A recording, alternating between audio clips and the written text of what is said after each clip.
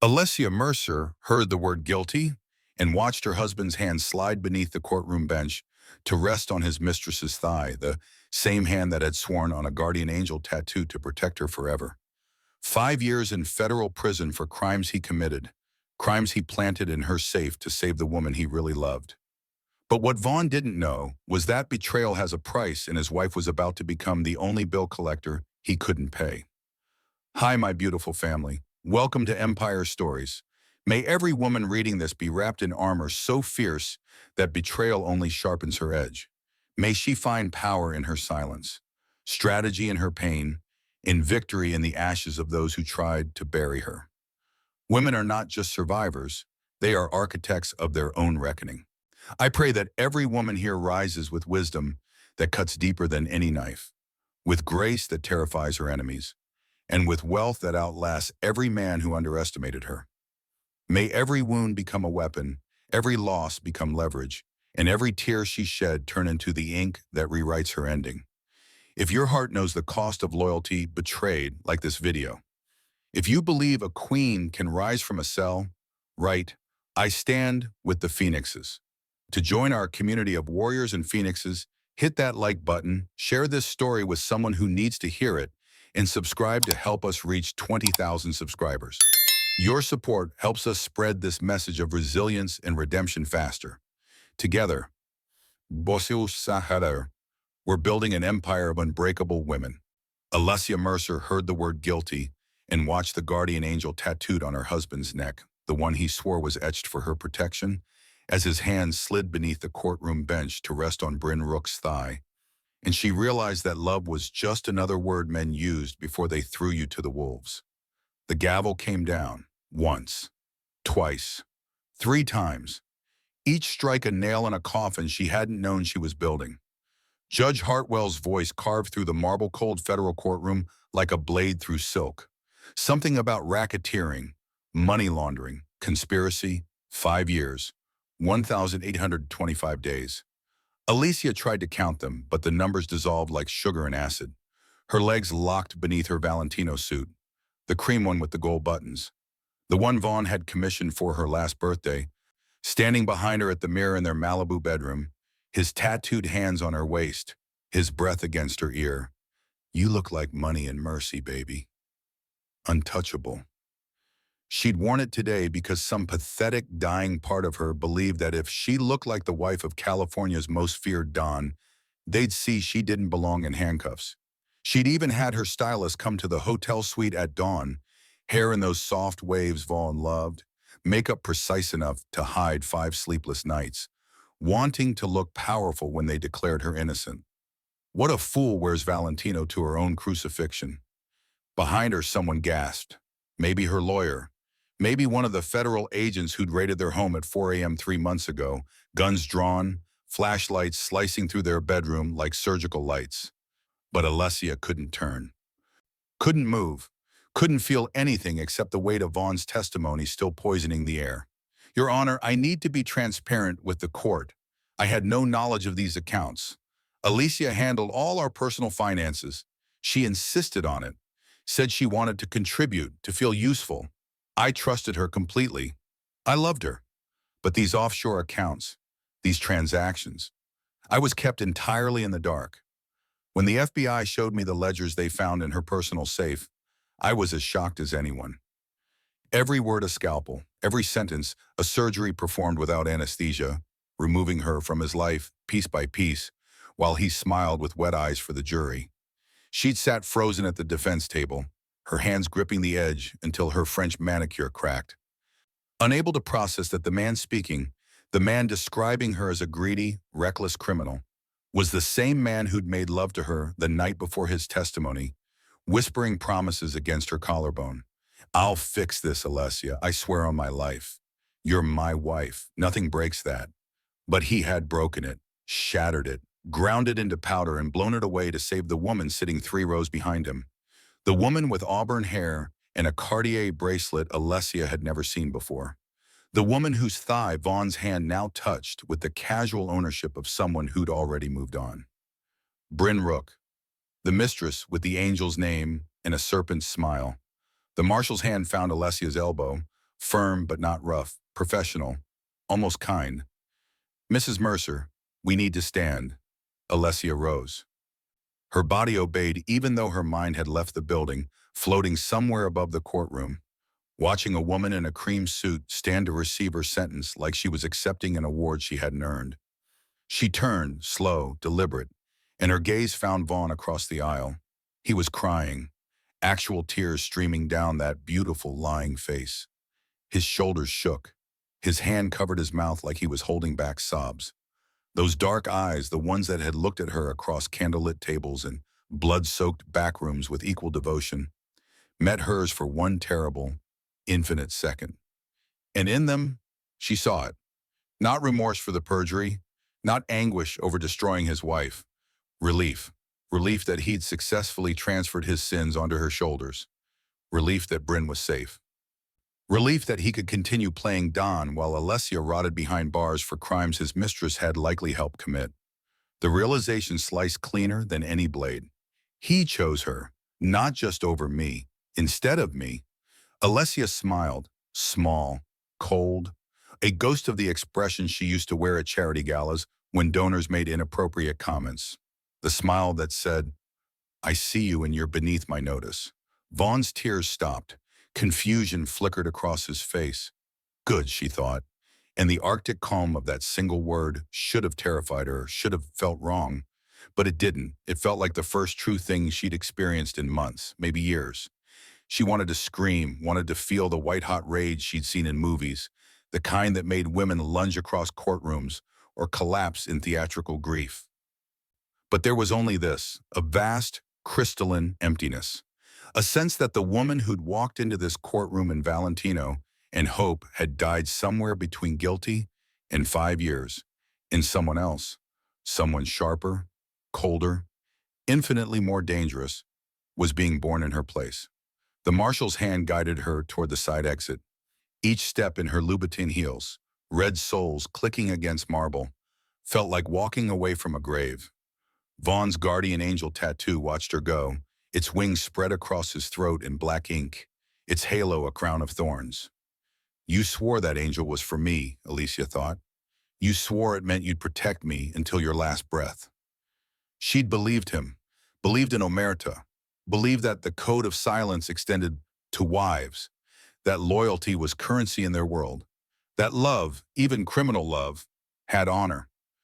But as the courtroom doors closed behind her, sealing her fate, Alicia understood with perfect, terrible clarity. Vaughn had spent her like loose change to save his mistress. And when she got out, if she survived what came next, she would make sure he understood the difference between a wife who loved him and a woman who had nothing left to lose. The walk to the transport van felt endless. The last walk of Alicia Mercer, trophy wife, the first walk of whoever she'd become in 1,825 days. Behind her through the closing door, she heard Vaughn's voice, hoarse, broken, calling her name like a prayer or a plea. Alicia didn't look back. Queens don't bow to the men who tried to bury them. They rise from the dirt with crowns made of their enemies' mistakes. And Vaughn had just made his last one. The intake officer stripped Alessia of her jewelry first. The Cartier watch, anniversary gift, year 3. The diamond studs, wedding day, Vaughn's grandmother's estate. The thin gold chain with the tiny A pendant, just because, a Tuesday morning surprise delivered with espresso and kisses. Each piece dropped into a manila envelope with a sound like coins into a beggar's cup. The officer's hands were efficient, impersonal, sealing away 6 years of accumulated proof that someone had once loved her enough to adorn her in gold. The Valentino suit came next, folded with less care than Alessia used for her dry cleaning. Then the La Perla underneath, cream silk that cost more than most people's monthly rent, now crumpled into a plastic bag labeled property.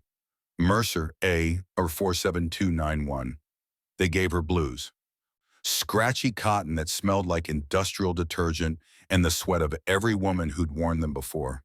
The fabric felt like punishment against skin used to Egyptian cotton and cashmere, like wearing another woman's grief. The cell came into focus slowly, the way your eyes adjust to darkness. 8 by 10, concrete walls the color of old teeth. A metal toilet without a seat. Two bunks with mattresses thin as apologies, blankets the texture of cardboard, no window, just a ventilation grate that wheezed stale air and the scent of disinfectant failing to mask something fouler underneath. Alicia stood in the center of the cell, arms wrapped around herself, trying to remember what her bedroom in Malibu looked like. Floor-to-ceiling windows, ocean view, custom curtains in that specific shade of ivory Vaughn said matched her skin. Silk sheets, not the cheap kind, the kind with a thread count so high they felt like sleeping on water. A mattress that cost $12,000 because Vaughn insisted his wife deserved to wake up feeling like royalty. The bunk mattress beneath her now felt like concrete wrapped in canvas. The wool blanket scratched her neck. When she closed her eyes, she could still smell her bedroom.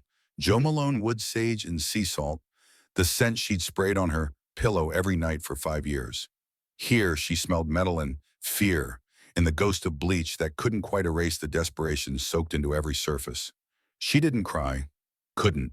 The tears had frozen somewhere between the courtroom and the transport van, crystallized into something harder and sharper that sat behind her sternum like swallowed glass. The whispers started on day 2. Alessia heard them in the yard during her first rec time, a space of cracked asphalt and chain-link fence that felt less like outside and more like a larger cage. Women clustered in groups that had nothing to do with friendship and everything to do with survival. They looked at her the way you look at a snake that's wandered into your garden. That's her, a woman with a shaved head and a scar bisecting her left eyebrow. The Don's wife. My cousin worked at one of Mercer's clubs, another voice, younger, vicious. Got her legs broken when she couldn't pay the vig, 16 years old. My brother. A woman near the fence, arms crossed, tattoos snaking up her neck. Vaughn Mercer put 2 bullets in him over a territory dispute in Oakland, left him paralyzed. My mom had to sell her house to pay for his care. The names kept coming. Sons, brothers, fathers, husbands. A catalog of Vaughn's violence, and Alessia was the only Mercer they could reach. She wanted to scream that she hadn't known, that she'd been the wife who planned charity galas and hosted dinner parties, who smiled for photographs and never asked what happened in the back rooms of Vaughn's clubs, that she'd been decorative in every back or not operational, complicit through ignorance maybe, but not guilty. But the distinction meant nothing here. She'd worn the diamonds bought with their pain, slept in sheets paid for by their blood, loved the man who'd destroyed them. She was guilty by marriage. The first hit came in the shower on day 4. Alessia had been washing her hair. The cheap prison shampoo, nothing like her Uribe products, but water was water and grime was grime when she felt the presence behind her. Instinct made her turn. The fist caught her temple. White light, the tile floor rising up to meet her face. Then hands, multiple hands, gripping her wet hair, slamming her against the shower wall once, twice, 3 times. Water ran red between her feet, swirling toward the drain like a question mark. "This is for my son," someone hissed. "And this is for making us look at your pretty face while our families bury their dead." Alessia tried to fight back, but her body, trained in Pilates and occasionally yoga, had no language for this kind of violence. Her hands slipped on wet tile. Her lungs burned for air she couldn't catch. The world reduced to pain and the sound of water and fists and someone laughing. It stopped as suddenly as it started, bodies retreating like a tide. Alessia collapsed, naked and shaking. Water pounding against her back while blood traced delicate rivers across her skin. A guard's whistle shrieked in the distance, but no one came fast enough to matter. Alessia pulled herself upright, using the wall for support, and looked at the women walking away, casual, unhurried, satisfied.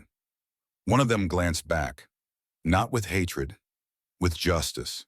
She understood then, with the clarity that only comes from pain, this was her life now. Every day a potential reckoning for sins that were her husband's face. Every shower, every meal, every moment alone, an opportunity for someone to collect a debt Vaughn owed and she would pay. The silk sheets were gone. The ocean view was gone. The illusion that being loved by a powerful man made you powerful too, gone. All that remained was concrete and wool and the taste of blood in her mouth. And somewhere in that moment, lying on the shower floor of a federal prison, while water washed away her blood and her old life in equal measure, Alessia Merker made her first real decision in years. She wouldn't just survive this. She would learn from it. The second beating came 6 days later, same shower, different faces. Alessia had started showering at odd hours, 2 a.m., 4 a.m., whenever the night guard rotated and the block went quiet. But they'd been watching, learning her patterns the way predators learn the routes of prey. She was rinsing soap from her eyes when she heard footsteps. Multiple sets. Deliberate, unhurried. Her stomach dropped. 3 women this time. The one in front had a homemade shiv, a toothbrush with a razor melted into the plastic. It caught the fluorescent light like a promise. "Heard you've been eating in your cell," the woman said. Her name was something Alessia had heard in passing, Jade or James or something hard and single-syllabled. "Hiding from us. That's disrespectful." Alessia's back hit the tile wall. Cold shocked through her spine. She had nowhere to go. No guards in sight. No one coming to save the Don's pretty wife from the consequences of marrying a monster. The woman with the shiv stepped closer. Water from the shower head misted between them like rain before a storm. "My daughter was 13 when your husband's men came for my ex. They shot him in our living room. She watched. She doesn't sleep anymore without medication. Hasn't for 3 years." Alessia opened her mouth, to apologize, to explain, to beg, but the words died in her throat. What could she possibly say that would matter? That she was sorry? That she hadn't known? That she'd been too busy selecting marble for their third bathroom to notice the blood on Vaughn's shoes? The shiv rose. "That's enough." The voice came from the shower entrance. Low, calm, the kind of authority that doesn't need volume to command a room. All 3 women turned. The woman standing in the doorway looked to be in her late 50s, maybe early 60s. Silver gray hair pulled back in a tight bun, brown skin weathered by time and whatever violence had brought her here. She wasn't tall, maybe 5'4", but she carried herself like someone who'd forgotten how to be afraid. "Elena," the woman with the shiv lowered it slightly, but her grip didn't loosen. "This isn't your business." "I'm making it my business." Elena stepped into the shower area. Her prism blues crisp despite the humidity. "You want to kill her? Fine, but not today. Not like this. She's worth more alive than dead, and you're too smart to waste an asset on revenge you can take anytime." Jade or James frowned. "Asset? She's a mercer." Elena's eyes, dark and sharp and calculating, slid to Alessia. "Which means she knows things. Account numbers, safe houses, names. You think the Don married a woman who was just pretty? He married her because she was smart enough to keep his secrets, smart enough to manage his public face." Alessia said nothing, barely breathing. "So you kill her now? You get 5 minutes of satisfaction." Or, Elena moved closer to Jade, voice dropping to something almost conspiratorial. "You let her live, make her useful, and maybe she tells you things that hurt him more than her death ever could. Maybe she tells you where he banks, where he moves products.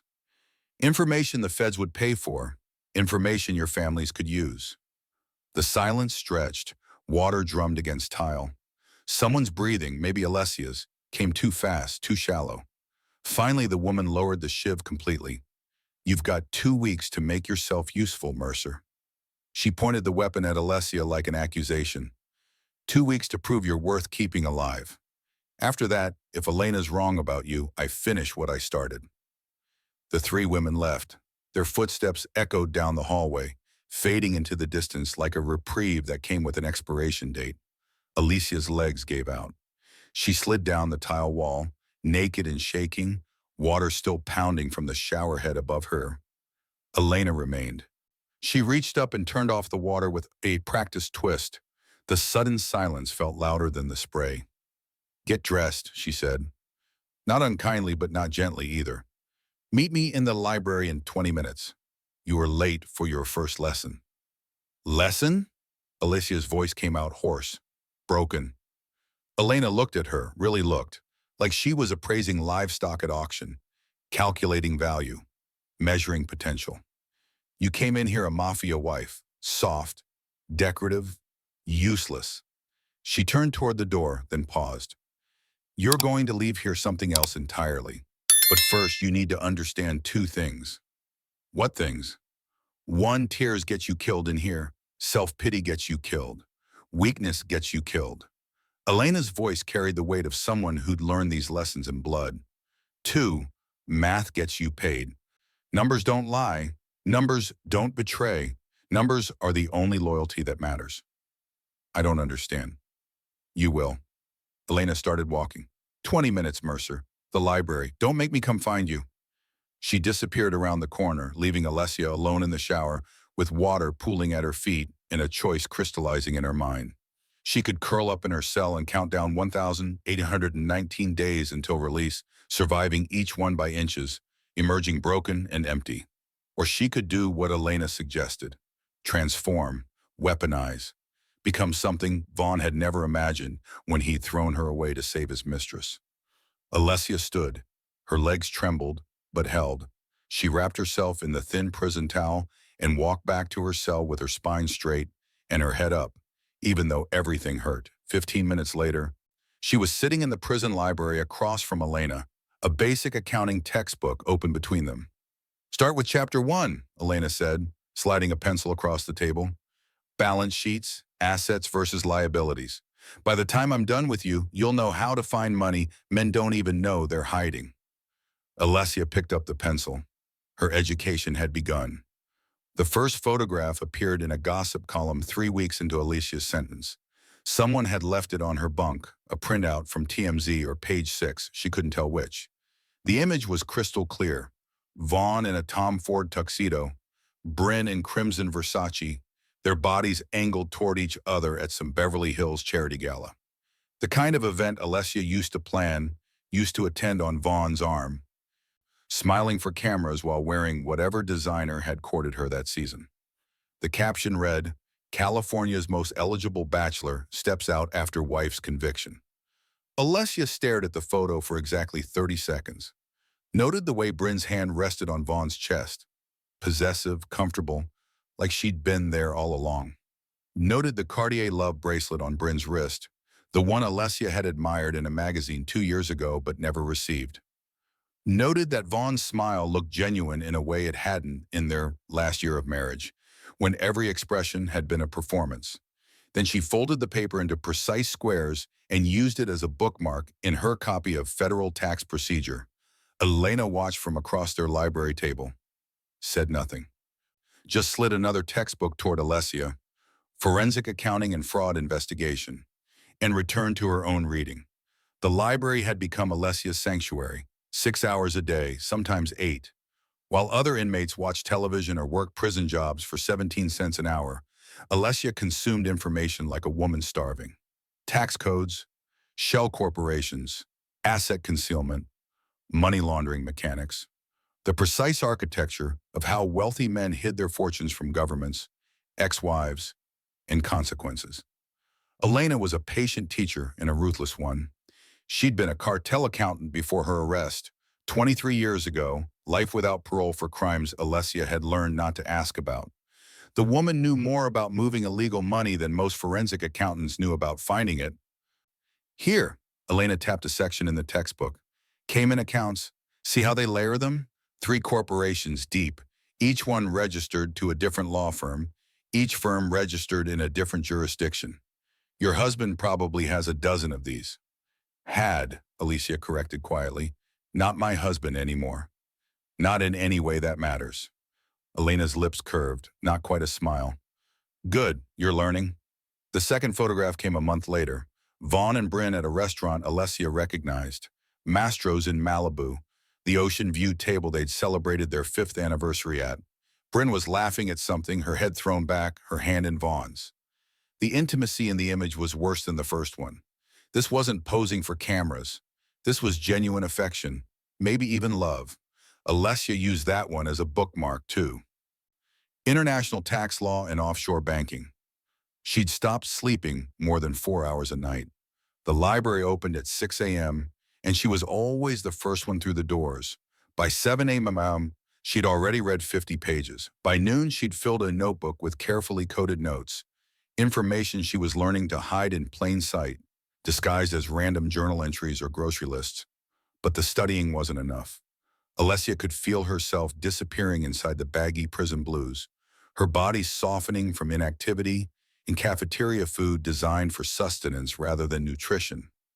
She'd lost 8 pounds in 6 weeks. Not the good kind of weight loss. The kind that came from stress and poor sleep and a body eating itself from the inside out. Elena noticed. Of course she did. Elena noticed everything. "You look like a victim," she said one morning, her tone clinical. Shoulders hunched, head down. "You walk like you're apologizing for taking up space." "I'm studying. That's what matters." "No." Elena closed Alessia's textbook with a decisive thump. "You're building a brain but letting your body rot. And here, a weak body means a weak target. You want to survive long enough to use what you're learning? You need to look like someone who fights back." That afternoon, Elena introduced her to the yard's makeshift gym. Rusted weights, cracked concrete, pull-up bars welded together from old pipes. Women with bodies carved from violence and survival, muscles earned through repetition and rage. Alicia started with push-ups, could barely do 5. By week 2, she could do 20. By week 6, 50. She learned to use the weights, not the way she'd used them at her Equinox membership in Malibu, with a trainer and a playlist and a green juice waiting after. This was different, brutal, functional. She lifted until her muscles screamed, until sweat soaked through her blues, until the softness started hardening into something else. A woman named Reina, serving 15 for armed robbery, taught her how to throw a proper punch, how to pivot from the hips, how to make a fist without breaking her own thumb. "You hit like a rich girl," Reina said after Alessia's first attempt at the heavy bag. "All arm, no core, again." Alessia hit it again, and again, and again, until her knuckles bled and Reina nodded approval. The third photograph came 4 months into her sentence. Vaughn and Bryn at some tech mogul's yacht party in Marina del Rey. Bryn was wearing Alicia's sapphire earrings, the ones from Vaughn's mother, the family heirlooms that were supposed to be passed down through Mercer wives for generations. Alessia taped that photo to the inside of her locker. Let herself look at it every morning while she dressed. Let the rage simmer instead of boil. Let it fuel her rather than consume her.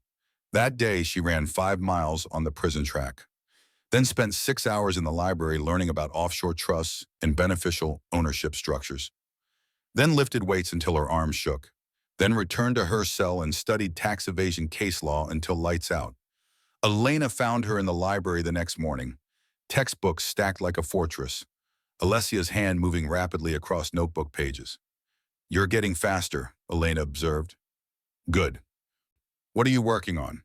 "Shell corporation architecture. Specifically how to pierce the veil when the beneficial owner is deliberately obscured." Alicia didn't look up from her notes. "I found a case from 2019 where the IRS successfully seized assets through a 3-generation trust by proving fraudulent conveyance. I think I can apply the same methodology to cryptocurrency holdings." Elena sat down across from her. For a long moment, she just watched Alessia work. This woman who'd entered prison as a mafia wife and was systematically transforming into something far more dangerous. "You know what you're becoming?" Elena asked. Alessia's hand paused. She looked up. Her shoulders were broader now, her face leaner, her eyes harder. "What?" "The one thing your husband should have feared most." Elena smiled. "Someone who understands his world better than he does and has nothing left to lose." Alessia returned to her notes, but she was smiling too. In Malibu, Vaughn was drinking champagne with his mistress, wearing Alessia's betrayal like a badge of honor. In federal prison, Alessia was building an arsenal he'd never see coming. The information came through laundry duty. Alessia was folding prison-issued towels, a mind-numbing task she'd volunteered for because it gave her access to the guards' break room, where they sometimes left newspapers and magazines behind. Anything to supplement the outdated library materials. Anything to keep her connected to the outside world she was learning to dismantle from the inside. A woman named Paz worked the industrial dryers. Former hacker, serving 8 years for corporate espionage. She had contacts on the outside, a brother who still worked in tech, friends who owed her favors, people who knew how to find information that wasn't supposed to be found. Your husband's got a problem, Paz said casually, feeding sheets into the dryer. Thought you might want to know. Alessia's hands stilled on the towel she was folding. She'd learned to control her reactions in here. Never show surprise, never show weakness, never show that anything mattered. I don't have a husband. Not anymore. Right, your ex-problem then. Paz glanced around, checking for guards. My brother does freelance security consulting. One of his clients is a crypto exchange. He noticed some unusual activity, large movements from wallets connected to Mercer operations, millions disappearing into new accounts. Accounts that don't belong to Vaughn. Alicia's pulse quickened, but her face remained neutral. People steal from criminals all the time, not my concern. Except the accounts trace back to an LLC registered to a woman named Bryn Rook. Paz pulled a small piece of paper from her pocket. Contraband, risky to possess, even riskier to pass. My brother sent screenshots, dates, amounts, transaction IDs. She's been siphoning for months, started small, got greedy. Your husband's too stupid or too distracted to notice his mistress is robbing him blind. The paper sat between them on the folding table like a grenade with the pin half pulled. Why are you telling me this, Alessia asked. Because Elena said you're learning to hurt people with math instead of fists. Paz shrugged. And because men like Vaughn Mercer deserve to lose everything. Especially to the women they underestimate. Alessia took the paper, folded it into her pocket, said nothing. That night, she studied the information in her cell while her cellmate, a young woman serving 2 years for check fraud, snored in the bunk above. The numbers told a story more devastating than any testimony. Bryn wasn't just stealing. She was systematically dismantling Vaughn's crypto empire. Bitcoin, Ethereum, offshore stablecoins. Over $14 million moved in 6 months, each transaction carefully structured to avoid triggering exchange alerts. But Alessia could see the pattern, could see how Bryn was getting sloppy, confident, arrogant in her theft. The kind of arrogance that came from believing no one was watching. No one was smart enough to connect the dots.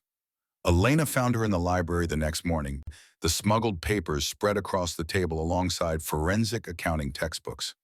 So you know, Elena said, it wasn't a question. I know. And, Alessia looked up, and what? Are you going to warn him? Elena sat down, her expression unreadable. Some women can't help themselves. They see their ex-husband drowning and still throw him a rope, even after he pushed them in the water. The thought occurred to Alicia, briefly, a flash of something that might have been residual loyalty or muscle memory from 6 years of being Vaughn's wife, of believing that protecting him was the same as protecting herself. She could write a letter, anonymous, vague enough to avoid implicating herself, but specific enough to make him investigate. She could save him from Bryn's betrayal the way he'd never saved her from his. Does part of you still want to save him, even after everything? Alicia gathered the papers, walked to the small trash can in the corner of the library, and held them over the opening. Elena watched silent. He testified that I was greedy, Alicia said quietly, that I was reckless with his money, that I operated in the shadows while he remained innocent and ignorant. She released the papers. They fluttered down like wounded birds. Let him learn what real theft looks like. Let him understand what it feels like when someone you trust destroys you from the inside. Elena's smile was sharp, approving.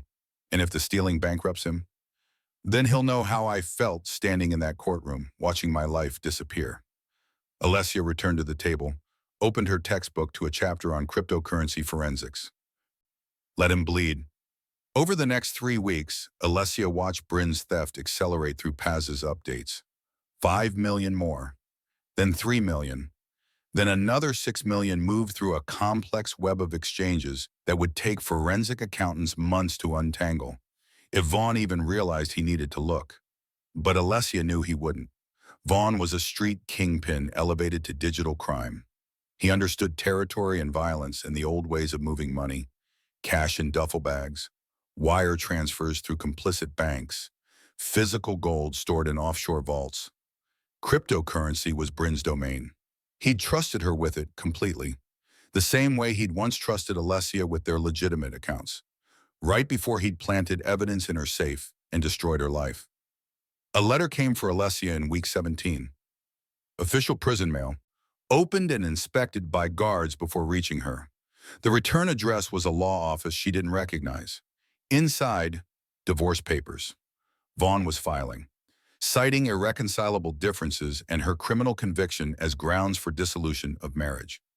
He wanted the Malibu house, the cars, the artwork, everything in both their names transferred solely to him. In exchange, he was generously offering her absolutely nothing except freedom from their vows. If you were Alessia, would you sign them? The papers included a pre-written statement for her to sign, acknowledging she had no claim to any marital assets due to her criminal behavior. There was a sticky note attached in handwriting she recognized. Vaughn's attorney, a man who'd been to their home for dinner parties, who'd smiled at her and complimented her hospitality. Sign and return within 30 days. Mr. Mercer is eager to move forward with his life. Alessia read the papers twice. Then she pulled out a notebook and began calculating if Bryn continued at her current rate of theft, and if Vaughn's other revenue streams were declining the way Elena's sources suggested they were, territory losses, failed shipments, competitors moving in, he'd be functionally bankrupt within 8 months. The Malibu house he wanted? Already mortgaged twice over, she'd bet. The cars? Leased. The artwork? Probably collateral for loans he couldn't repay. He wasn't divorcing her to move on. He was divorcing her to ensure she had no legal claim when his empire collapsed, to make sure she couldn't come after his assets in the settlement, except there wouldn't be any assets left to claim. Alessia signed the papers, every page. Didn't contest a single term. Included a note in her own handwriting. I hope you and Bryn are very happy together. You deserve each other. She mailed them back the same day. Elena raised an eyebrow when Alessia told her. You gave him everything? I gave him nothing, Alessia corrected. I gave him permission to drown while holding on to anchors he thinks are life preservers. She returned to her textbook, to her equations, to the careful architecture of vengeance built from numbers and patience. Let him bleed, and when there's nothing left, let him remember he did this to himself. In Malibu, Vaughn probably celebrated the signed divorce papers with champagne. Maybe he toasted with Bryn, relieved that his criminal ex-wife had gone quietly. He had no idea he was celebrating his own execution. And Alessia had no intention of warning him. Some lessons, she'd learned, have to be paid for in blood. 18 months into her sentence, Alessia stopped receiving commissary deposits. The notification came through the prison's automated system, a curt message stating that her external funding had ceased. No explanation, no warning. Just the sudden absence of the small luxuries she'd been afforded. Decent soap, writing supplies, the occasional candy bar that tasted like something other than cardboard. Other women might have panicked. Commissary meant survival items, meant the difference between prison-issue toiletries that stripped your skin raw and products that let you maintain some shred of dignity. Alessia barely looked up from the tax form she was reviewing for Officer Davidson. Problem? Elena asked from across their library table. Vaughn cut me off. Alessia marked a deduction Davidson had missed. Childcare expenses he could write off if he structured them correctly. Probably can't afford it anymore.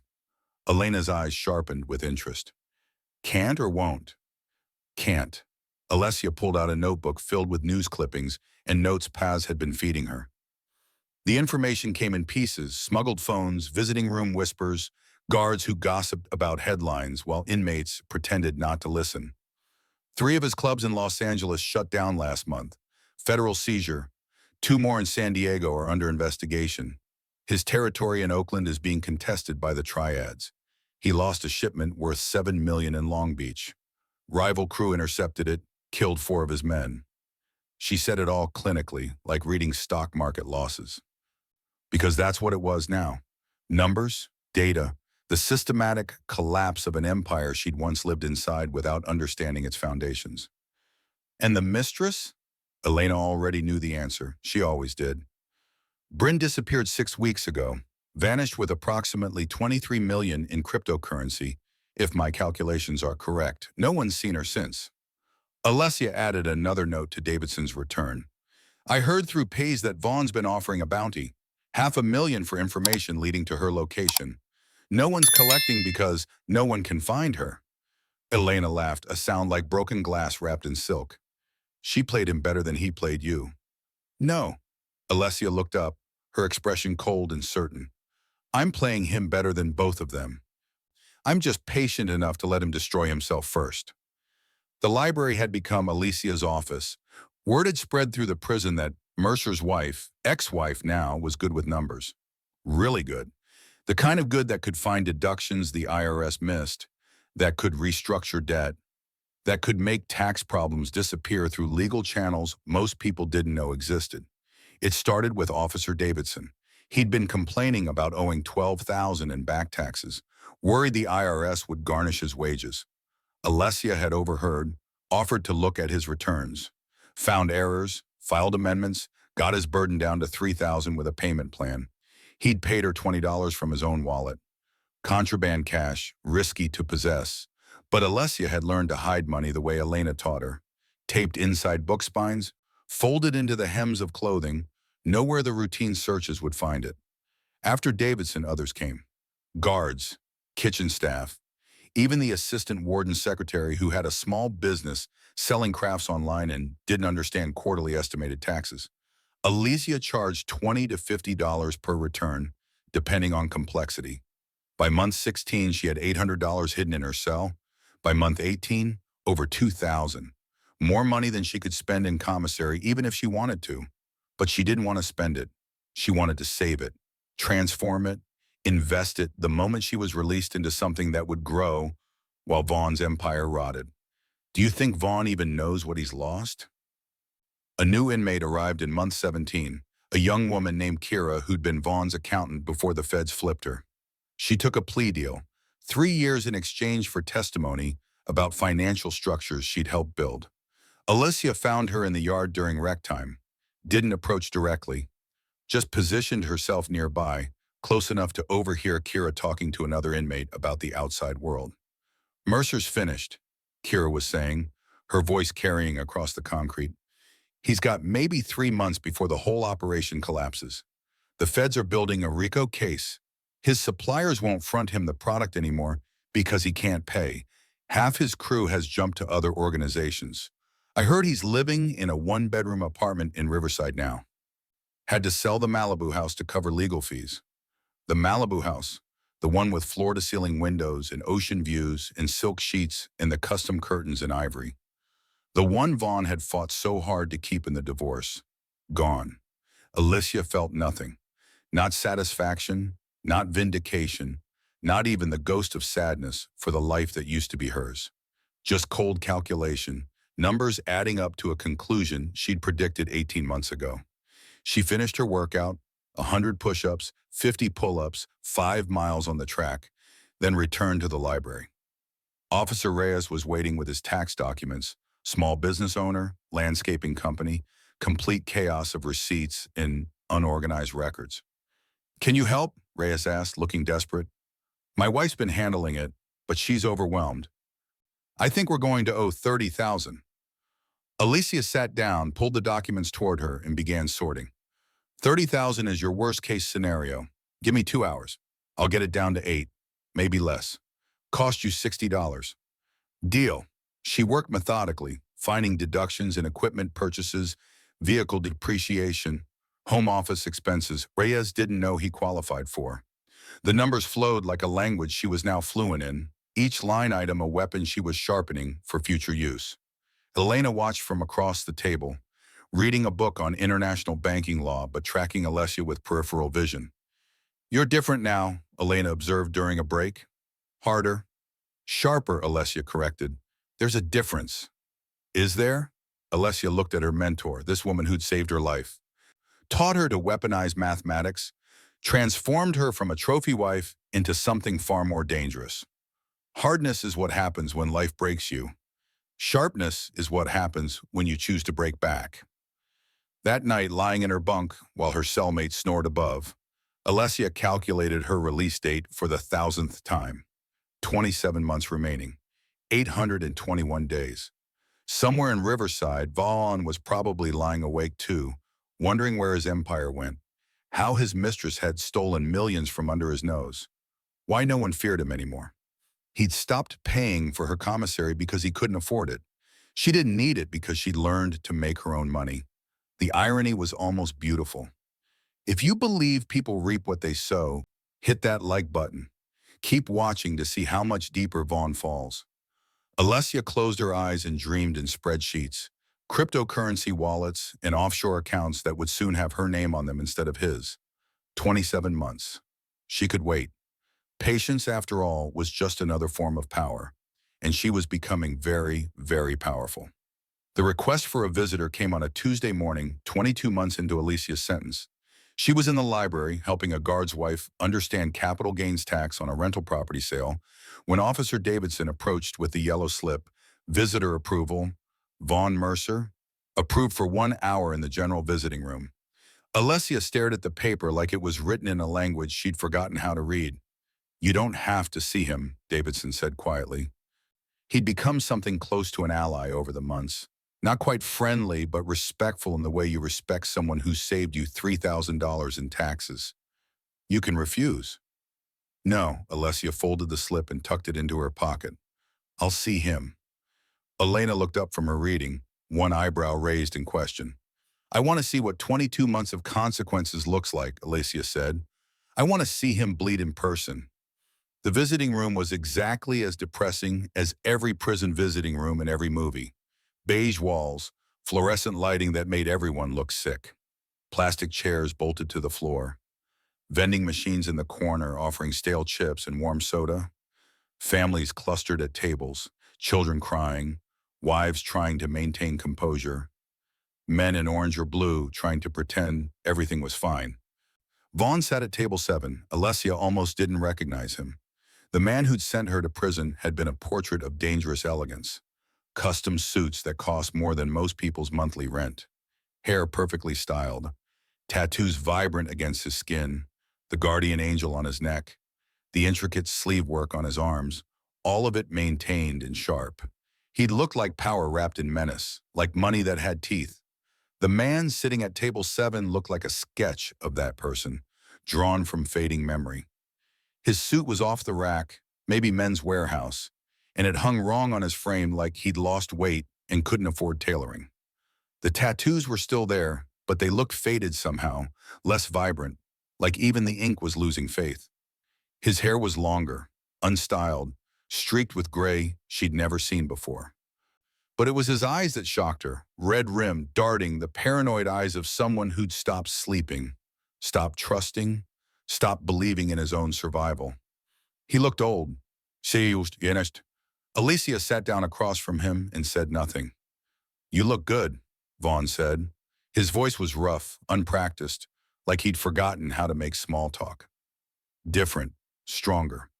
Prison has a way of clarifying priorities." Alicia kept her hands folded on the table, her expression neutral. "Why are you here, Vaughn?" He glanced around the visiting room, checking for listeners, for threats, for ghosts. The paranoia rolled off him in waves. "I need your help." "My help?" She almost laughed. "That's interesting. There's a trust fund, your grandmother's trust, the one that matured when you turned 30. You never touched it, remember? Said you didn't need it because you had everything." He leaned forward, his voice dropping. "I need you to sign it over to me, temporary, just until I stabilize some things. I'll pay you back double when this all settles." The trust fund, Alasia had almost forgotten about it, $250,000 sitting in an account she'd opened at her grandmother's insistence but never accessed. She'd mentioned it to Vaughn once, years ago, and he dismissed it as insignificant compared to his wealth. Now it was a lifeline he was drowning for. "I don't remember the account details," Alicia said slowly, playing the role she'd perfected over 6 years of marriage, the beautiful, slightly scattered wife who let her husband handle the complicated things. "It's been so long. I think there was paperwork at the house." "But you sold the house, didn't you?" Vaughn's jaw tightened. "I had to. Legal fees. The feds froze most of my accounts. I'm fighting 3 different cases right now, Alessia. 3. The legal bills alone are... He caught himself, probably realizing he was revealing weakness to someone who had every reason to hate him. I'm sorry things are difficult, Alessia said, her voice soft, sympathetic. The voice she used to use when he came home stressed from whatever violence had marked his day.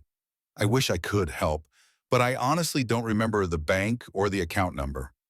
My grandmother set it up through her attorney. I think his name was Harrison, Henderson, Hamilton.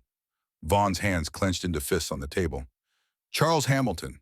He died 3 years ago. His firm dissolved.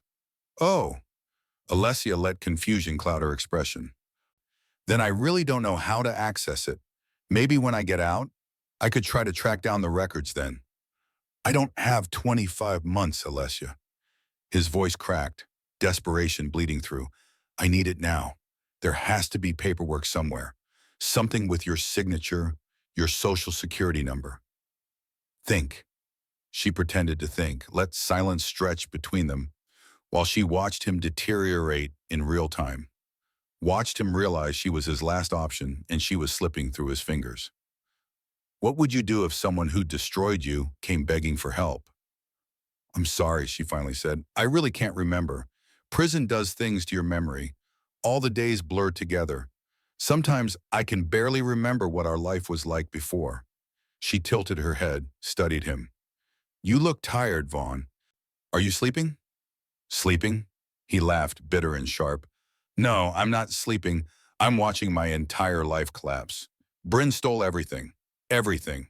$23 million in crypto, and I can't even report it because then I'd have to explain where the money came from. The feds are circling, my crew is gone, my territory is gone, and my ex-wife, the one person who might actually help me, is sitting in prison because He stopped, caught himself before he said it out loud, before he admitted in a recorded visiting room that he'd framed her. Because you what? Alicia asked quietly. Vaughn's eyes met hers. For one moment she saw genuine remorse there. Real regret. The kind that comes not from morality, but from consequences. From understanding too late that some betrayals cost more than you can afford to pay. I made mistakes, he said. We all do. Alessia stood up. Visiting time was nowhere near over, but she was finished. I hope you figure out your situation, Vaughn. I really do. But I can't help you. I don't remember the account. And even if I did, I'm not sure I'd want to. You taught me something important when you testified against me. What's that? That loyalty is a transaction, and I've learned to be very careful about who I do business with. She turned to leave, then paused. Oh, and Vaughn? That guardian angel tattoo on your neck? The one you said was for my protection? You should probably get it covered up. It's become a lie you have to wear every day. She walked away without looking back. Could feel his eyes tracking her across the visiting room. Could feel his desperation like a living thing trying to hook into her skin and drag her back. But she was done being dragged. That evening, back in her cell, Alessia pulled out the contraband phone Paz had loaned her. Risky, dangerous, worth 6 months in solitary if she was caught. She navigated to her grandmother's trust account using information she'd memorized years ago and never forgotten.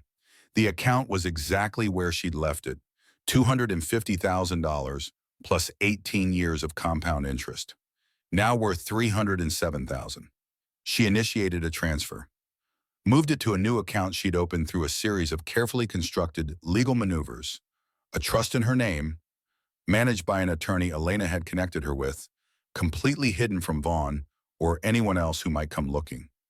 Then she changed all the passwords, security questions, and contact information. By the time Vaughn figured out how to track down the original account, it would be empty, and he'd have no way to prove she'd accessed it from inside prison. No way to prove anything except that his ex-wife's money had disappeared, just like his mistress had. Comment below if you think Vaughn deserves what's coming to him. Alicia deleted the browsing history, returned the phone to its hiding place, and lay back on her bunk. 25 months remaining, $307,000 secured, and Vaughn looked exactly like what he was, a man who'd traded a queen for a thief and lost everything in the exchange. The news reached Alessia through 3 different channels on the same day, which meant it was significant. Big enough that even the prison's carefully controlled information ecosystem couldn't contain it. First source, Officer Davidson, who mentioned during their weekly tax consultation that he'd seen something on the news about a major organized crime bust in California. Multiple arrests, RICO charges, someone named Mercer. Second source, Paz, who'd gotten a message from her brother about crypto forensics the FBI had requested. They'd finally traced Bryn Rook's theft, followed the digital breadcrumbs through a dozen exchanges across 4 countries into accounts that no longer existed. The woman had vanished like smoke, leaving behind only the destruction she'd caused. Third source, Kira, Vaughn's former accountant, who'd heard through the prison grapevine that the feds had raided what remained of Vaughn's operations. Seized computers, files, everything. They'd found enough evidence to build a case that would put him away for 20 years minimum. Alicia was in the library when all 3 pieces of information converged into a complete picture. She sat very still, a forensic accounting textbook open in front of her, while the reality of what had happened assembled itself like a puzzle she'd been watching someone else solve for 2 years. Bryn's theft hadn't just taken Vaughn's money, it had exposed the architecture of how that money moved. Every cryptocurrency transaction left a trail, immutable, permanent, traceable, if you knew where to look. And the FBI knew where to look now. They'd followed Bryn's theft backward into Vaughn's empire and found everything. Shell corporations, offshore accounts, money laundering operations that Alessia had helped build in her ignorance, back when she'd thought managing their legitimate businesses meant she was being a good wife. The books she'd kept had been clean, perfectly clean.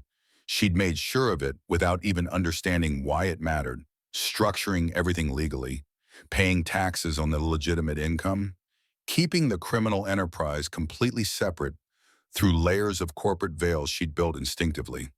But Bryn hadn't known how to maintain that separation. Bryn had been greedy, sloppy, desperate.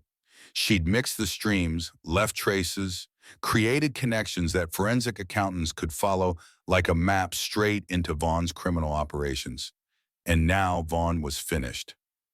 Elena arrived at their usual library table carrying a newspaper.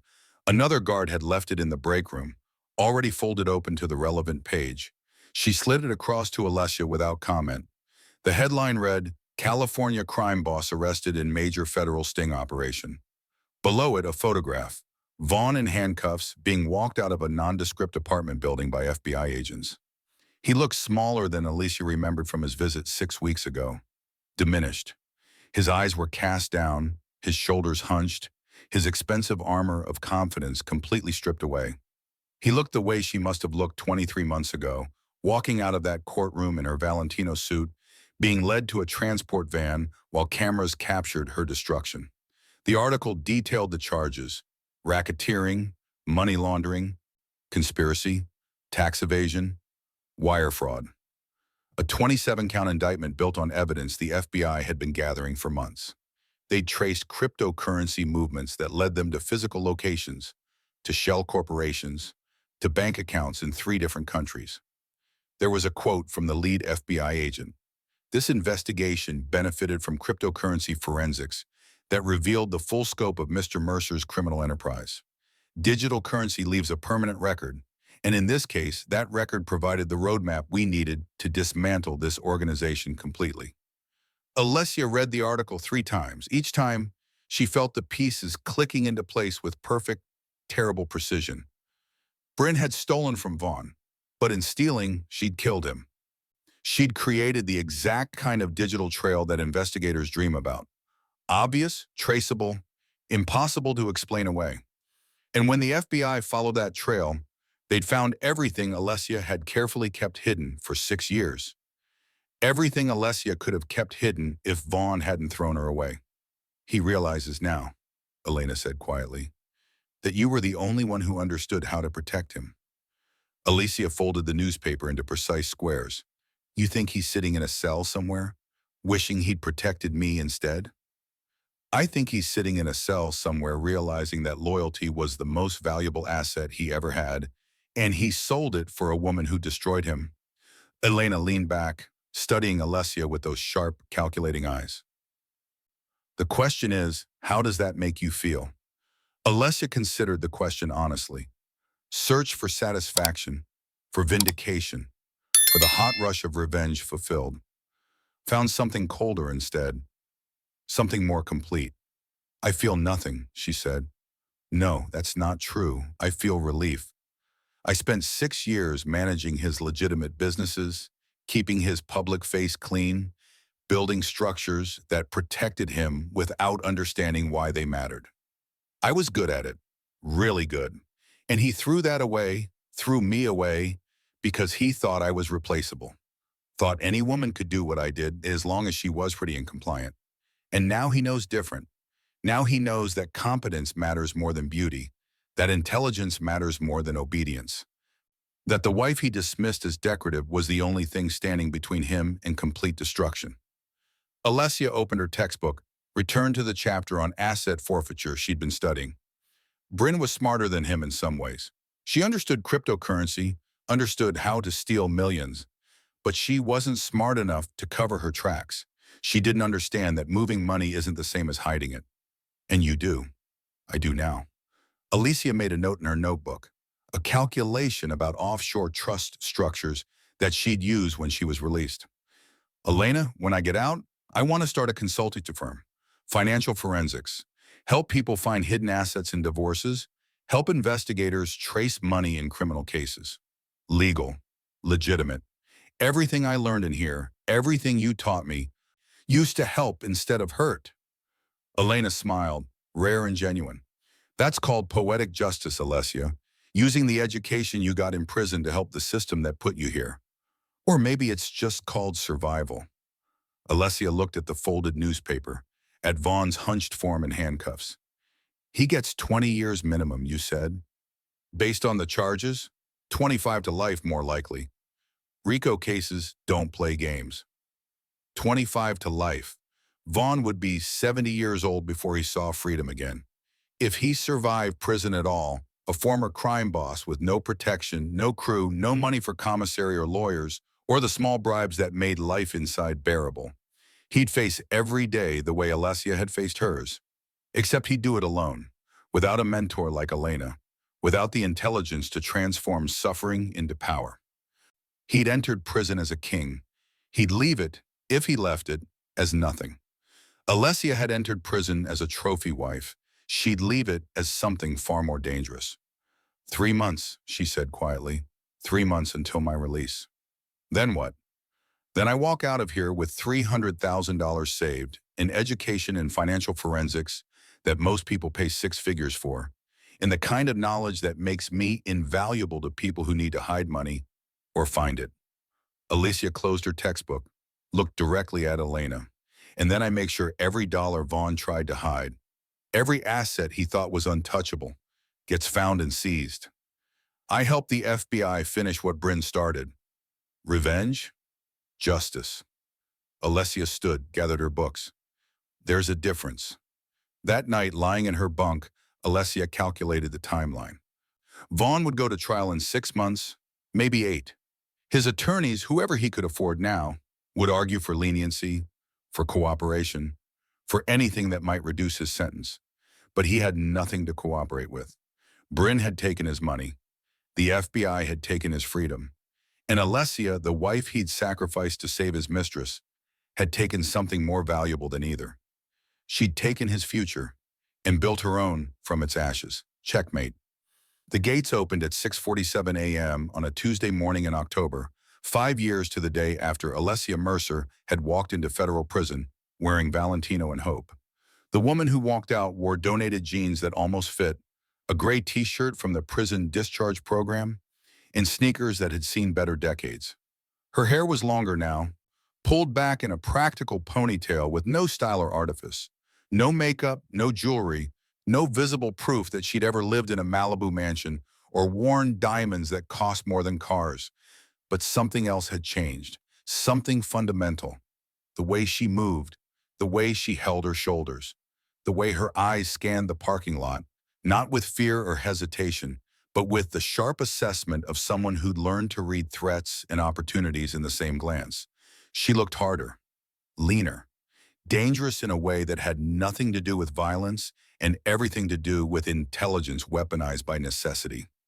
Elena had been released 6 months earlier, a parole miracle after 23 years. They'd said their goodbyes in the prison yard. No tears, no drama. Just a firm handshake and Elena's final piece of advice. Don't waste your freedom on revenge. Waste his life on your success. Alessia had written the words in her notebook, memorized them, made them a mantra. The Uber pulled up 3 minutes late, a beat-up Honda Civic driven by a man named James who was far too cheerful for 6:50 a.m. He tried to make conversation, asked if she was happy to be out, where she was headed, did she have family waiting. Alicia answered in monosyllables. Yes. Bank. No. He stopped trying after the first mile. She'd expected to feel something when the prison disappeared from the rearview mirror.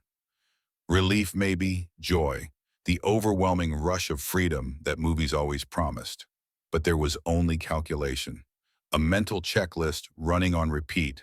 Bank, attorney meeting, apartment viewing, job applications, build, move, survive, thrive. The world outside looked both exactly the same and completely foreign. Strip malls and fast food restaurants, and people going about their lives without any awareness that everything could be taken from them in a single courtroom hearing. Alicia watched it all through the Uber window, like an anthropologist studying a culture she'd once belonged to but could no longer fully understand. Her phone, a basic prepaid model she'd had Elena's attorney purchase, showed 7 missed calls from a number she didn't recognize. No voicemails, probably journalists. The trial had been publicized enough. Mafia wife released after serving time for husband's crime, husband now serving 27 years. She deleted the notifications without listening. The bank was a small regional branch in Pasadena, deliberately chosen for its lack of connection to any institution Vaughn had used. Alessia had researched it extensively during her last 6 months inside. Consumer reviews, privacy policies, the backgrounds of their wealth management team. She walked in at 7:32 a.m., 3 minutes after they opened. The wealth advisor she'd scheduled an appointment with, a woman named Patricia Chen, 47, MBA from Stanford, 12 years of experience, looked up from her desk with professional curiosity that shifted to surprise when she saw Alessia's prison discharge outfit.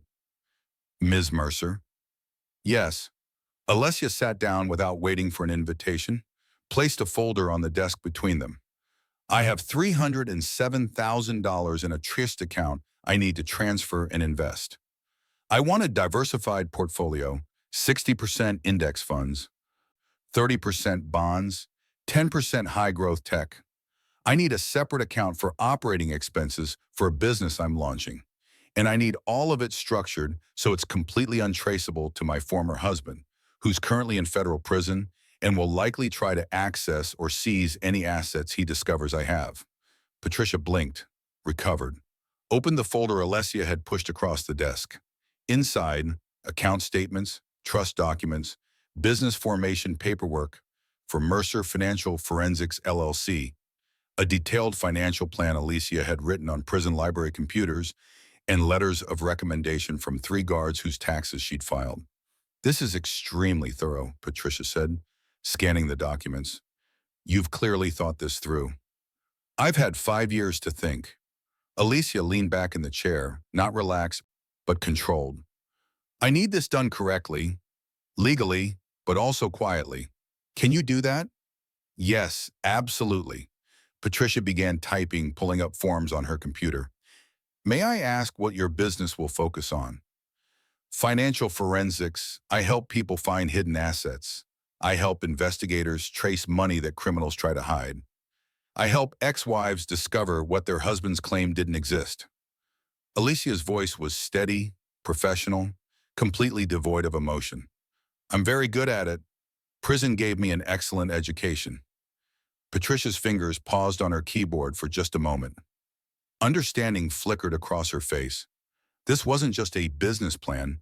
This was a life rebuilt from rubble. I'll make this my priority, she said quietly. Give me 2 hours. Everything will be structured exactly as you specified. Thank you. Alessia left the bank at 9:15 a.m. with new account numbers, a business checking account with $5,000 in operating capital, and a debit card that felt strange in her wallet. The first money that was truly completely hers in 5 years. She stood on the sidewalk in the October morning sun and realized she had no idea where to go next. Not back to Malibu. That life was dead. Not to friends. She had none left after the trial. Everyone had scattered like roaches when the lights came on. Not to family. Her parents had died years ago. No siblings, no cousins who'd maintained contact through her incarceration. She was completely, utterly alone. And for the first time in her adult life, that felt like power instead of abandonment. Her phone buzzed. A text from Elena. "You out?" Alessia typed back. "Yes." "Good, coffee tomorrow. I'll send you an address. Someone wants to meet you." "Who?" "A prosecutor who needs help with a case. Financial forensics. She heard about you through mutual friends. Interested?" Alessia looked at the bank behind her, at the street ahead, at the city spread out like a blueprint. She was finally qualified to read. She typed, "Yes." Then she ordered another Uber, not to a hotel or an apartment or anywhere that resembled rest, to a library, because there was still so much to learn, and learning was the only thing that had saved her. The only thing that would continue to save her. The only currency that mattered in a world where everything else could be taken. The Uber driver, a different one this time, a woman named Sarah who mercifully didn't try to make conversation, dropped her off at Pasadena Central Library at 9:47 a.m. Alicia walked through the doors and felt something close to home. She found a computer terminal, logged into her email account, and began drafting her business website. Services offered. Credentials. Contact information. Every word carefully chosen. Every sentence a declaration that she was no longer the woman who'd walked into that courtroom 5 years ago. She wasn't Vaughn Mercer's wife. She wasn't inmate number 47291. She was Alicia Mercer, financial forensic consultant, and she was going to help people find the truth that powerful men tried to bury. By noon, the website was live. By 2 p.m., she had her first inquiry. By 4 p.m., she'd signed her first client. Freedom, she realized, wasn't about gates opening or sentences ending. It was about knowing exactly who you were and what you were worth. And Alessia finally knew both. The message came through her business email 6 weeks after Alessia's release. The address was unfamiliar, the subject line blank, but the content was unmistakable. "I need to see you, please, one conversation. I'm begging." Alessia stared at the screen in the small studio apartment she'd rented in Silver Lake. One room, kitchenette, view of a parking lot. It cost $1,800 a month and felt like a palace compared to her cell. She'd furnished it with IKEA basics and hadn't bothered with decorations. This was a launching pad, not a home. She read the email 3 times, then forwarded it to Elena without comment. Elena's response came within minutes. "Your choice. But if you go, meet him somewhere public. Bring your phone and remember, you don't owe him anything." Alicia sat with that for 24 hours, let the request simmer in her mind while she worked on a case for a divorce attorney, tracing hidden accounts for a woman whose husband claimed poverty while living in a penthouse. The hypocrisy was almost poetic. Finally, she responded to Vaughn's email with a single line. "Grand Central Market, Saturday, 2 p.m. You get 15 minutes. Saturday arrived with the kind of crystalline Los Angeles weather that felt like a taunt. 75 degrees, perfect blue sky, the kind of day that belonged in vacation brochures rather than confrontations with the man who had destroyed your life. Grand Central Market was deliberately chosen. Public, crowded, loud enough that no conversation could be private, visible enough that nothing dangerous could happen. Tourists and locals mixed at vendor stalls selling tacos, ramen, fresh fruit, artisanal coffee, the scent of grilled meat and fresh bread and possibility. Alessia arrived 15 minutes early, bought a coffee from G&B, found a table near the center where she could watch the entrances. She wore dark jeans, a black blazer over a white t-shirt, minimal makeup. Professional. Clean. The uniform of someone who'd rebuilt herself from scratch. Vaughn appeared at 2:03 p.m. She almost didn't recognize him. Prison had done to him what it had done to her, stripped away everything decorative and left only what was essential. But where Alicia had been refined by the process, sharpened into something precise and dangerous, Vaughn had been eroded, diminished. He wore civilian clothes, jeans and a flannel shirt that looked borrowed or donated. The tattoos were still there, but they seemed faded, like photocopies of photocopies. His hair was cut short, almost military, showing gray at the temples. He'd lost weight, the kind that comes from stress rather than fitness. His shoulders hunched forward like he was trying to make himself smaller. But it was his eyes that showed the real change. The arrogance was gone, the casual cruelty, the assumption that the world bent around his will. What remained was something raw and desperate and utterly defeated. He saw her, stopped. For a moment, Alicia thought he might turn around and leave. Instead, he walked over, slowly, like approaching something that might bolt or bite. "Thank you for meeting me," he said. His voice was hoarse, quiet. "I wasn't sure you would." "Sit," Alicia gestured to the chair across from her. "You have 15 minutes. Start talking." Vaughn sat. His hands shook slightly as he placed them on the table. "I don't know how to start." "Try the beginning. Try, 'I framed you for crimes you didn't commit.' That's usually a good opening." He flinched, actually flinched, like the words were physical blows. "I know what I did. I know I can't take it back. I know there's no apology big enough, no explanation that matters. But I need," his voice cracked, "I need your help." "My help." Alessia sipped her coffee. Let the silence stretch. "That's interesting. My trial is in 6 weeks. The prosecution has everything. Every account, every transaction, every shell corporation I thought was untouchable. They're going to bury me, Alessia. 27 years minimum, probably life." He leaned forward, desperation bleeding through every word. "But you know the accounts. You set up half the legitimate structures. You could testify that some of those were legal, that I wasn't laundering through all of them. You could create reasonable doubt. You want me to lie for you, huh? I want you to tell the truth. Some of those companies were legitimate. You made sure of it. You kept everything clean and separate. The prosecution is painting it all as criminal, but you know better. You could explain the difference." Alicia set down her coffee cup with deliberate care.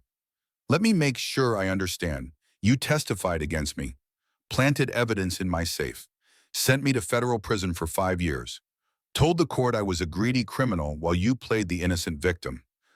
And now you want me to risk perjury charges to save you from the consequences of your own choices." I was wrong. Tears, actual tears, formed in his eyes.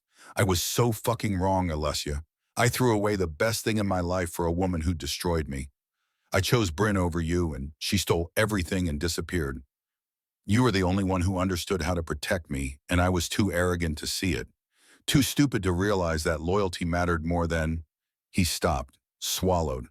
"I'm sorry. I know it doesn't matter. I know sorry doesn't fix anything. But I'm so fucking sorry." Around them, the market continued its Saturday afternoon rhythm. Families laughing, couples sharing meals, people living lives that didn't include betrayal and prison, and the soul-grinding destruction of everything you thought was permanent. Alessia watched Vaughn cry and felt absolutely nothing. Not satisfaction, not vindication, not even the ghost of the love she'd once felt for this man. Just nothing. "Do you know what I learned in prison, Vaughn?" She kept her voice conversational, almost gentle. "I learned that tears don't mean anything. That sorry is just a word people say when they want something. I learned that loyalty is a currency most people don't understand the value of until they've spent it all and have nothing left." I know. I know that now. I learned forensic accounting, tax law, how to trace money through the most complex structures imaginable, how to find assets men swear don't exist, how to dismantle financial empires one transaction at a time." She leaned forward. "I learned to be the thing you should have feared most, someone who understands your world better than you do and has no reason to protect you from it." Vaughn's face went pale. "You're not going to help me." "No, I'm not." Alessia reached into her wallet, pulled out a single dollar bill, and slid it across the table. For your commissary, you're going to need it. She stood. Vaughn grabbed her wrist, not violently but desperately, the drowning grip of someone watching their last lifeline float away. Please. His voice broke completely. Please, Alicia. I'm begging you. I'll lose everything. I'll die in there. She looked down at his hand on her wrist, at the faded guardian angel tattoo on his neck that had never protected anyone, at the man who'd sworn to love her and had sacrificed her the moment it became convenient. You won't die, she said quietly. You'll survive, day by day, hour by hour, just like I did. And maybe if you're lucky, you'll learn something. Maybe you'll become someone different, someone better. She pulled her wrist free. But that's not my problem anymore. You made sure of that 5 years ago. I still love you. The words should have meant something. Once they would have meant everything. No, you don't, Alessia said. You love what I represented, security, protection, the idea that someone would sacrifice themselves to keep you safe. But you never loved me, Vaughn. You loved what I could do for you. There's a difference. She walked away, through the market, past the vendors and the families and the ordinary Saturday afternoon chaos, out into the Los Angeles sunshine that felt like possibility instead of punishment. Behind her, Vaughn called her name. Once, twice. The sound fading into the market noise until it was just another voice in the crowd, no more significant than anyone else's. Alicia didn't look back. She had a consultation call in an hour, a prosecutor who needed help tracing dark web cryptocurrency transactions in a trafficking case. After that, dinner with Elena to celebrate her first month in business. After that, a whole life stretching forward with no ghosts, no obligations, no men who thought she existed to save them. Her phone buzzed. A new client inquiry, then another. Her business was growing faster than she'd projected. Word was spreading. There was a forensic accountant in Los Angeles who could find money that didn't want to be found, who understood criminal finance from the inside, who was brilliant and ruthless and completely untouchable. Alessia Mercer, former trophy wife, former inmate before 7291, current architect of her own empire. She flagged down an Uber, gave an address, watched the city scroll past her window while she mentally prepared for her consultation call. In 6 weeks, Vaughn would stand trial. The prosecution would present mountains of evidence. He'd be convicted on most counts, if not all. He'd be sentenced to decades in a federal prison where no one would remember he used to be powerful, where his tattoos and his history meant nothing, where every day would be the same grinding survival she'd endured. And Alessia would be building something beautiful from the ashes of his empire. Subscribe if you believe women who rise from betrayal deserve every bit of their success. Only people like Vaughn, by name, who use and discard others, won't. The Uber pulled up to her apartment.